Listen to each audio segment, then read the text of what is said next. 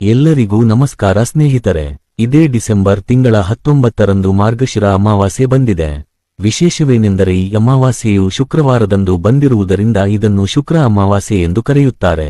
ಅಷ್ಟೇ ಅಲ್ಲದೆ 2025ರ ಸಾಲಿನಲ್ಲಿ ಬರುವ ಕೊನೆಯ ಅಮಾವಾಸ್ಯೆ ಇದಾಗಿದೆ. ಅತ್ಯಂತ ಶಕ್ತಿಶಾಲಿಯಾದ ಈ ಅಮಾವಾಸ್ಯೆಯ ದಿನದಂದು ಬೇವಿನ ಮರದ ಬಳಿ ನಾವೀಗ ಹೇಳುವ ಈ ಒಂದು ಸಣ್ಣ ವಸ್ತುವನ್ನು ಇಟ್ಟರೆ ಸಾಕು, ಕ್ಷಣಾರ್ಧದಲ್ಲಿ ನಿಮ್ಮ ಕಷ್ಟಗಳು ಮತ್ತು ದಾರಿದ್ರ್ಯಗಳು ದೂರವಾಗುತ್ತವೆ. ನಿಮ್ಮ ಅದೃಷ್ಟ ಬದಲಾಗಿ ಹಣ ಒದಗಿ ಬರುತ್ತದೆ. ಈ ಪರಿಹಾರವು ಅಷ್ಟು ಶಕ್ತಿಶಾಲಿಯಾಗಿ ಕೆಲಸ ಮಾಡುತ್ತದೆ. ಹಾಗೆ ಈ ವಿಡಿಯೋವನ್ನ ಲೈಕ್ ಮಾಡಿ, ಸ್ಕಿಪ್ ಮಾಡದೆ ಕೊನೆತನಕ ನೋಡಿ. ಕಾಮೆಂಟ್ ಬಾಕ್ಸ್ನಲ್ಲಿ ಮಹಾಲಕ್ಷ್ಮಿ ನಮೋ ನಮಃ ಎಂದು ಕಾಮೆಂಟ್ ಮಾಡಿ. ಸ್ನೇಹಿತರೆ, ಈ ಪರಿಹಾರವನ್ನು ಕೆಲವು ನಿಯಮಗಳೊಂದಿಗೆ ಮಾಡಬೇಕಾಗುತ್ತದೆ. ಹೀಗೆ ಮಾಡಿದರೆ ಕೇವಲ 2 ನಿಮಿಷಗಳಲ್ಲಿ ನಿಮ್ಮ ದಾರಿದ್ರ್ಯವೆಲ್ಲ ದೂರವಾಗಿ ಅಪ್ರತಿಮ ರಾಜಯೋಗ ಪ್ರಾಪ್ತವಾಗುತ್ತದೆ. ಇನ್ನು ಖಾಲಿ ಕಾಲುಗಳಿಗೆ ಕಪ್ಪು ದಾರ ಕಟ್ಟಿಕೊಳ್ಳಬೇಕು ಎಂದು ಕಾಯುತ್ತಿರುವವರು ಅಥವಾ ಯಾವ ದಿನ ಕಾಲುಗಳಿಗೆ ಕಪ್ಪು ದಾರ ಕಟ್ಟಿದರೆ ಉತ್ತಮ ಫಲಿತಾಂಶಗಳು ಬರುತ್ತವೆ ಎಂದು ಯೋಚಿಸುವವರು ಈ ಅಮಾವಾಸ್ಯೆಯ ದಿನದಂದು ಎಡಗಾಲಿಗೆ ಕಪ್ಪು ದಾರವನ್ನು ಕಟ್ಟಿಕೊಳ್ಳಿ. ಅಷ್ಟೇ ಅಲ್ಲ, ಈಗಾಗಲೇ ಕಾಲಿಗೆ ಕಟ್ಟಿದ ಕಪ್ಪು ದಾರವನ್ನು ಬದಲಾಯಿಸಬೇಕು ಎಂದುಕೊಳ್ಳುವವರು ಕೂಡ ಈ ದಿನ ಬದಲಾಯಿಸಬಹುದು. ಅಂದರೆ ಕಾಲುಗಳಿಗೆ ಕಪ್ಪು ದಾರ ಕಟ್ಟಿದ 6 ತಿಂಗಳ ನಂತರ ಅದರ ಶಕ್ತಿ ಕುಂದಿರುತ್ತದೆ. ಆಗ ಆ ಹಳೆಯ ದಾರವನ್ನು ತೆಗೆದು ಯಾವುದಾದರೂ ಮರದ ಮೇಲೆ ಹಾಕಿ ಇನ್ನೊಂದು ಹೊಸ ಕಪ್ಪು ದಾರವನ್ನು ಕಟ್ಟಿಕೊಳ್ಳಬೇಕು. ಹೊಸ ದಾರವನ್ನು ಕಟ್ಟಿಕೊಳ್ಳುವ ಮೊದಲು ನಿಮ್ಮ ಇಷ್ಟದೇವತೆಯನ್ನು ಮನಸ್ಸಿನಲ್ಲಿ ನೆನೆದು ದೃಷ್ಟಿ ನಿವಾರಣ ಮಂತ್ರವನ್ನು 3 ಬಾರಿ ಪಠಿಸಿ ನಂತರ ಕಟ್ಟಿಕೊಳ್ಳಿ. ಹೀಗೆ ಮಾಡಿದರೆ ನಿಮಗೆ ಯಾವುದೇ ದೃಷ್ಟಿ ದೋಷ ತಗಲುವುದಿಲ್ಲ. ಈ ಮಾರ್ಗಶಿರ ಅಮಾವಾಸ್ಯೆಯನ್ನು ಬಹುಳ ಅಮಾವಾಸ್ಯೆ ಎಂದು ಕರೆಯುತ್ತಾರೆ. ಇದು ಮಹಾನ್ ಶಕ್ತಿಗಳನ್ನು ಹೊಂದಿದೆ. ಈ ದಿನ ನಿಮ್ಮ ಮನೆ ದೇವರಿಗೆ ಹಾಲಿನಿಂದ ಮಾಡಿದ ನೈವೇದ್ಯವನ್ನು ಅರ್ಪಿಸಿ ಕುಟುಂಬದ ಸದಸ್ಯರೆಲ್ಲರೂ ಅದನ್ನು ಪ್ರಸಾದವಾಗಿ ಸ್ವೀಕರಿಸಿದರೆ ವರ್ಷವಿಡೀ ನಿಮ್ಮ ಮನೆ ದೇವರ ಅನುಗ್ರಹಕ್ಕೆ ಸುಲಭವಾಗಿ ಪಾತ್ರರಾಗುತ್ತೀರಿ ಮತ್ತು ರಾಜಯೋಗವನ್ನು ಪಡೆಯುತ್ತೀರಿ. ಇನ್ನು ಈ ಅಮಾವಾಸ್ಯೆಯ ದಿನ ಶುದ್ಧ ನೀರನ್ನು ತೆಗೆದುಕೊಂಡು ಅದರಲ್ಲಿ 1 ಚಮಚ ಉಪ್ಪು ಮತ್ತು ಅರ್ಧ ಚಮಚ ಅರಿಶಿನವನ್ನು ಬೆರೆಸಿ ನಂತರ ಆ ನೀರಿನಿಂದ ಮನೆಯನ್ನು ಒದ್ದೆ ಬಟ್ಟೆಯಿಂದ ಒರೆಸಿ ಸ್ವಚ್ಛಗೊಳಿಸಬೇಕು. ಹೀಗೆ ಮಾಡಿದರೆ ದರಿದ್ರ ದೇವತೆ ಮನೆಯಿಂದ ಓಡಿ ಹೋಗುತ್ತಾಳೆ ಮತ್ತು ಲಕ್ಷ್ಮಿ ಕಟಾಕ್ಷ ಸುಲಭವಾಗಿ ಸಿಗುತ್ತದೆ. ಮನೆ ಒರೆಸಲು ಸಮಯವಿಲ್ಲದವರು ಒಂದು ಪಾತ್ರೆಯಲ್ಲಿ ನೀರನ್ನು ತೆಗೆದುಕೊಂಡು ಅದರಲ್ಲಿ ಉಪ್ಪು ಮತ್ತು ಅರಿಶಿನವನ್ನು ಮಿಶ್ರಣ ಮಾಡಿ ಮನೆಯ ಮೂಲೆ ಮೂಲೆಗೂ ಚಿಮುಕಿಸಬೇಕು. ಹೀಗೆ ಮಾಡಿದ 2 ಗಂಟೆಗಳಲ್ಲಿ ಖಂಡಿತವಾಗಿಯೂ ನಿಮ್ಮ ಮನೆಯಲ್ಲಿರುವ ದರಿದ್ರ ದೇವತೆ ಮತ್ತು ದುಷ್ಟಶಕ್ತಿಗಳು ದೂರವಾಗುತ್ತವೆ. ಇನ್ನು ಗೋಮಾತೆಯನ್ನು ಪೂಜಿಸುವುದರಿಂದ ಮುಕ್ಕೋಟಿ ದೇವತೆಗಳನ್ನು ಪೂಜಿಸಿದ ಫಲ ಸಿಗುತ್ತದೆ. ಈ ದಿನ ಗೋಮಾತೆ ಕಂಡರೆ ಆ ಹಸುವಿಗೆ ನಮಸ್ಕರಿಸಿ ಪ್ರದಕ್ಷಿಣೆ ಹಾಕಿ. ಗೋಮಾತೆಗೆ ಬೆಲ್ಲದಿಂದ ಮಾಡಿದ ಅಡುಗೆಗಳನ್ನು ಅಥವಾ ಅಕ್ಕಿಯಿಂದ ಮಾಡಿದ ತಿಂಡಿಗಳನ್ನು ತಿನ್ನಿಸುವುದರಿಂದ ಭೂಮಾತೆಯ ಆಶೀರ್ವಾದ ಖಂಡಿತ ಸಿಗುತ್ತದೆ ಮತ್ತು ಹಣದ ಸಮಸ್ಯೆಗಳು ದೂರವಾಗುತ್ತವೆ. ಗೋಮಾತೆಗೆ ಹಸಿ ಹುಲ್ಲನ್ನು ಆಹಾರವಾಗಿ ನೀಡುವುದರಿಂದ ಸಕಲ ಐಶ್ವರ್ಯಗಳು ಪ್ರಾಪ್ತವಾಗುತ್ತವೆ. ಜೋಳದ ಹಿಟ್ಟಿನಲ್ಲಿ ಬೆಲ್ಲವನ್ನು ಬೆರೆಸಿ ನೀಡಿದರೆ ತಲೆಮಾರುಗಳವರೆಗೆ ಕಡಿಮೆಯಾಗದ ಐಶ್ವರ್ಯ ಬರುತ್ತದೆ. ನೆನೆಸಿದ ಕಡಲೆಗಳನ್ನು ಗೋವಿಗೆ ತಿನ್ನಿಸಿದರೆ ಆಧ್ಯಾತ್ಮಿಕ ಚಿಂತನೆ ಲಭಿಸುತ್ತದೆ. ನಿಮಗೆ ಯಾರಾದರೂ ಶತ್ರುಗಳಿದ್ದರೆ ಗೋಮಾತೆಗಳಿಗೆ ಸೌತೆಕಾಯಿಗಳನ್ನು ನೀಡಬೇಕಾಗುತ್ತದೆ. ಇದರಿಂದ ಶತ್ರು ನಿವಾರಣೆಯಾಗುತ್ತದೆ. ಬೆಂಡೆಕಾಯಿಗಳನ್ನು ತಿನ್ನಿಸಿದರೆ ಮನೋಧೈರ್ಯ ಹೆಚ್ಚಾಗುತ್ತದೆ. ಮಾನಸಿಕ ಶಾಂತಿಯನ್ನು ಬಯಸುವವರು ಗೋಮಾತೆಗೆ ದೊಂಡೆಕಾಯಿಗಳನ್ನು ನೀಡಬೇಕು. ಉನ್ನತ ಸ್ಥಾನವನ್ನು ಬಯಸುವವರು ಬಾಳೆಹಣ್ಣುಗಳನ್ನು ತಿನ್ನಿಸಬೇಕು. ಸಂತಾನಕ್ಕಾಗಿ ಕಾಯುತ್ತಿರುವವರು ಬದನೆಕಾಯಿಗಳನ್ನು ನೀಡಬೇಕು. ವ್ಯಾಪಾರದಲ್ಲಿ ಅಭಿವೃದ್ಧಿ ಬಯಸುವವರು ಕ್ಯಾರೆಟ್ಗಳನ್ನು, ನರಘೋಷದಿಂದ ಬಳಲುತ್ತಿರುವವರು ಆಲೂಗಡ್ಡೆಗಳನ್ನು ಹಾಗೂ ಮದುವೆಯಾಗದವರು ಟೊಮೆಟೊಗಳನ್ನು ಗೋಮಾತೆಗೆ ನೀಡಬೇಕು. ಬೀಟ್ರೂಟ್ ಮತ್ತು ಪಾಲಕ್ ಸೊಪ್ಪನ್ನು ತಿನ್ನಿಸಿದರೆ ಐಶ್ವರ್ಯ ಪ್ರಾಪ್ತಿಯಾಗುತ್ತದೆ. ಈಗ ಅತ್ಯಂತ ಮುಖ್ಯವಾದ ಬೇವಿನ ಮರದ ಪರಿಹಾರದ ಬಗ್ಗೆ ತಿಳಿಯೋಣ. ಬೇವಿನ ಮರವು ಸಾಕ್ಷಾತ್ ಪರಾಶಕ್ತಿ ಸ್ವರೂಪ.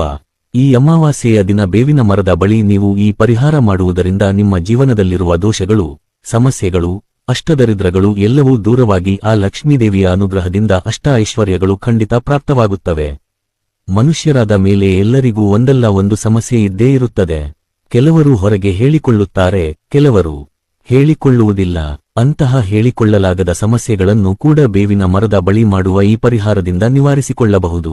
ಈ ಅಮಾವಾಸ್ಯೆಯ ದಿನ ಕಪ್ಪು ಬಣ್ಣದ ಬಟ್ಟೆಗಳನ್ನು ಧರಿಸಬಾರದು ಮತ್ತು ಮಾಂಸಾಹಾರವನ್ನು ಸೇವಿಸಬಾರದು. ಸಾಲ ಕೊಡುವುದು ಅಥವಾ ತೆಗೆದುಕೊಳ್ಳುವುದು ಮಾಡಬಾರದು. ಮಹಿಳೆಯರು ಹೊಸ್ತಿಲ ಮೇಲೆ ಕುಳಿತುಕೊಳ್ಳಬಾರದು. ಇನ್ನು ಬೇವಿನ ಮರದ ಪರಿಹಾರವನ್ನು ಹೇಗೆ ಮಾಡಬೇಕು ಎಂದರೆ, ಮೊದಲು ನೀವು ಒಂದು ಬಿಳಿ ಕಾಗದವನ್ನು ತೆಗೆದುಕೊಳ್ಳಿ. ಆ ಕಾಗದದ ಮೇಲೆ ಕೆಂಪು ಬಣ್ಣದ ಸ್ಕೆಚ್ ಪೆನ್ ಅಥವಾ ಇಂಕಿನಿಂದ ನಿಮ್ಮ ಸಮಸ್ಯೆಯನ್ನು ಬರೆಯಿರಿ. ಹಣದ ಸಮಸ್ಯೆಯೋ, ಗಂಡ ಹೆಂಡತಿ ಜಗಳವೋ ಅಥವಾ ಸಾಲದ ಸಮಸ್ಯೆಯೋ, ಹೀಗೆ ನಿಮಗಿರುವ ಸಮಸ್ಯೆಯನ್ನು ಸ್ಪಷ್ಟವಾಗಿ ಬರೆಯಿರಿ. ಬರೆದ ನಂತರ ಆ ಕಾಗದದ ಮೇಲೆ 1 ಚಮಚ ಕಪ್ಪು ಸಾಸಿವೆಯನ್ನು ಹಾಕಿ. ನಂತರ 1 ಚಮಚ ಕಲ್ಲು ಉಪ್ಪನ್ನು ಹಾಕಿ. ಇದರ ಜೊತೆಗೆ ಸ್ವಲ್ಪ ಕುಂಕುಮವನ್ನು ಹಾಕಿ.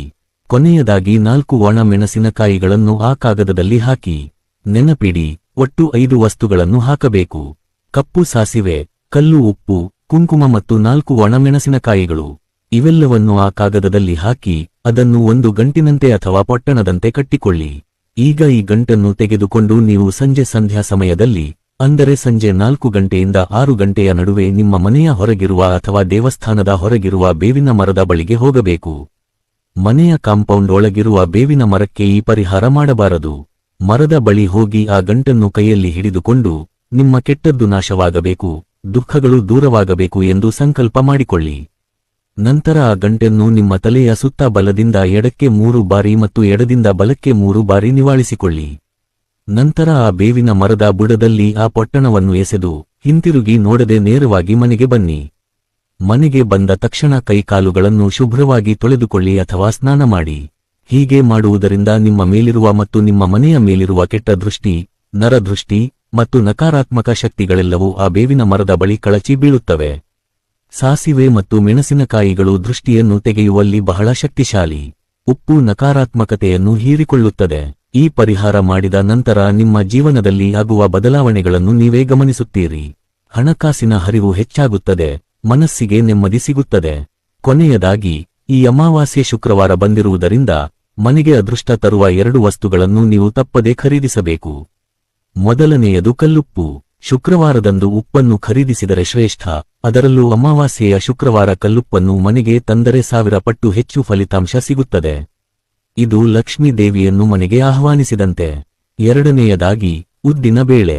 ಇಂದು 1 ಕೆಜಿ ಅಥವಾ ಅರ್ಧ ಕೆಜಿ ಉದ್ದಿನ ಬೇಳೆಯನ್ನು ಖರೀದಿಸಿ ತನ್ನಿ. ಇದು ಧನ ಆಕರ್ಷಣೆಯನ್ನು ಹೆಚ್ಚಿಸುತ್ತದೆ ಮತ್ತು ಗ್ರಹ ದೋಷಗಳಿಂದ ಮುಕ್ತಿ ನೀಡುತ್ತದೆ. ಇದರ ಜೊತೆಗೆ ಪಟಿಕ ಅಥವಾ ಆಲಮ್ಮನ್ನು ಸಹ ಖರೀದಿಸಿ ತಂದು ಕೆಂಪು ಬಟ್ಟೆಯಲ್ಲಿ ಕಟ್ಟಿ ಮನೆಯ ಬಾಗಿಲಿಗೆ ಹಾಕಿದರೆ ಮನೆಯೊಳಗೆ ಯಾವುದೇ ದುಷ್ಟಶಕ್ತಿಗಳು ಪ್ರವೇಶಿಸುವುದಿಲ್ಲ. ಸ್ನೇಹಿತರೆ, ಈ ಮಾರ್ಗಶಿರ ಶುಕ್ರ ಅಮಾವಾಸ್ಯೆ ಬಹಳ ಶಕ್ತಿಶಾಲಿಯಾದ ದಿನ. ಈ ಅವಕಾಶವನ್ನು ಕಳೆದುಕೊಳ್ಳಬೇಡಿ. ಮೇಲೆ ಹೇಳಿದ ಪರಿಹಾರಗಳನ್ನು ಭಕ್ತಿಯಿಂದ ಮಾಡಿ ನಿಮ್ಮ ಕಷ್ಟಗಳನ್ನೆಲ್ಲ ಪರಿಹರಿಸಿಕೊಂಡು ಸುಖವಾಗಿ ಬಾಳಿ. ಈ ಮಾಹಿತಿ ನಿಮಗೆ ಇಷ್ಟವಾಗಿದ್ದರೆ ದಯವಿಟ್ಟು ಈ ವಿಡಿಯೋವನ್ನು ನಿಮ್ಮ ಸ್ನೇಹಿತರಿಗೆ ಮತ್ತು ಬಂಧುಗಳಿಗೆ ಶೇರ್ ಮಾಡಿ. ಮುಂದಿನ ವಿಡಿಯೋದಲ್ಲಿ ಮತ್ತೊಂದು ಅದ್ಭುತ ಮಾಹಿತಿಯೊಂದಿಗೆ ನಿಮ್ಮನ್ನು ಭೇಟಿಯಾಗುತ್ತೇವೆ. ಧನ್ಯವಾದಗಳು.